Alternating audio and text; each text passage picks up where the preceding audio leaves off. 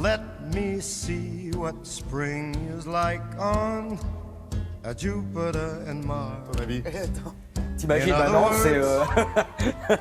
c'est le grand Frank Sinatra. Quel bout en train, ce Thomas qui arrive pour vous accompagner jusqu'à 9h avec Charlotte et Patrice. Thomas, tiens, on va célébrer avec vous, et grâce à une exposition, le 50e anniversaire d'un grand moment. Pas n'importe lequel. Non. Un petit pas pour l'homme, un grand pas pour l'humanité. Donc, c'est le premier pas sur la Lune. Le premier pas sur Mars. Et donc, effectivement... Non, mais on fait ça en avril, en revanche.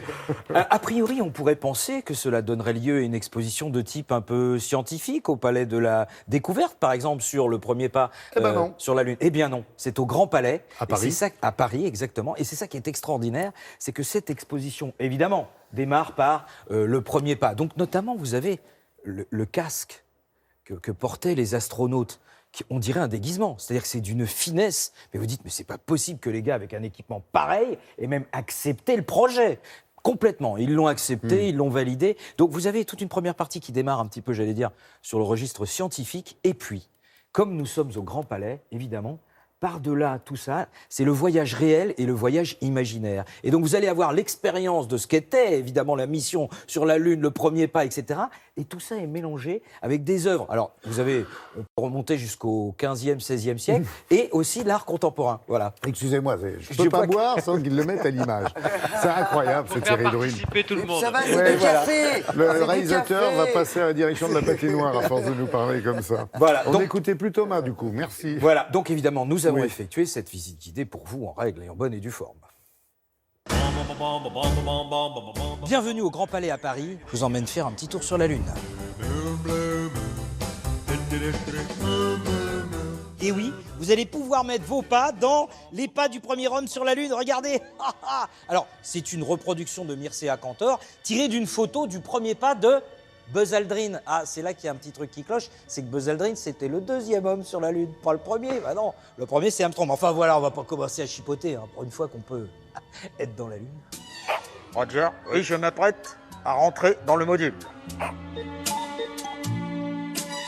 De tout temps, l'homme a adoré observer la Lune et la représenter. Le premier dessin qu'on a retrouvé dans cette exposition date de 1609, avant Galilée. C'est un dessin de Thomas Harriot avec le Terminateur, qui différencie la zone d'ombre de la zone de lumière. Et regardez, vous sentez un petit dessin, ça vous évoque rien? Ah, moi, ça me fait penser au Petit Prince. Bah, si ça se trouve, le Petit Prince, il était déjà là en 1609. Une des particularités de la Lune, c'est qu'elle varie, bah oui, en fonction évidemment du mois, du jour. Donc, vous avez ici une toile qui s'appelle l'inconstance. C'est une allégorie, c'est pour ça qu'elle a les seins nus. C'est très pratique d'ailleurs, vous voulez faire des seins nus? Oh oui, c'est une allégorie, d'accord. Alors comment sait-on que c'est l'inconstance? Bah d'abord, c'est une femme, souvent femme varie, bien folle qui s'y fie. Ensuite, elle tient un quartier de lune, la lune, elle change, hein. Et puis il y a un homard. Et qu'est-ce qu'il fait là, le homard? Eh ben, il avance, il recule, il avance, on sait pas trop. Donc, elle tient homard par la queue, c'est l'allégorie de l'inconstance. Et alors Freud, il en pensait quoi? Eh ben, il était pas né.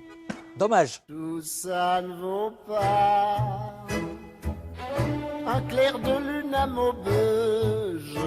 Alors évidemment, il y a plein d'artistes peintres qui ont été inspirés par la Lune. Mais il y a une toile en 1882 qui a fait venir des foules entières. C'est celle-ci, de Quingy, Nuit de clair de lune. Pourquoi? Parce que tout le monde se disait, mais d'où vient cette lumière étrange? Est-ce que c'est la peinture qui est phosphorescente? Est-ce que le tableau est éclairé par derrière? On ne sait pas. Et aujourd'hui encore, le mystère reste entier. Et d'ailleurs, si vous avez une hypothèse, allez-y, hein. Vous pourrez peut-être décrocher la Lune. J'irai moi aussi sur la Lune. J'irai, c'est sûr, monter là-haut. Et pour terminer, le symbole de la conquête spatiale, la fusée d'objectif Lune. La fusée, bien phallique. Eh ben Sylvie Fleury, elle a décidé d'y rajouter des paillettes et du rose. Bah oui, pour protester, parce qu'il n'y a que des hommes qui ont mis le pied sur la Lune, et pas de femmes, et ça c'est pas juste. Donc on espère qu'en voyant ça, il y a une petite fille qui nous regarde et qui posera peut-être un jour son pied sur Mars. Voilà. Bon, cela dit, si tu nous regardes, futur astronaute, ne pars pas à bord de celle-là, parce qu'elle est très jolie, mais bon, tu vas pas aller loin avec ça. C'est sûr, j'irai un jour là-haut, au milieu de la Voie lactée.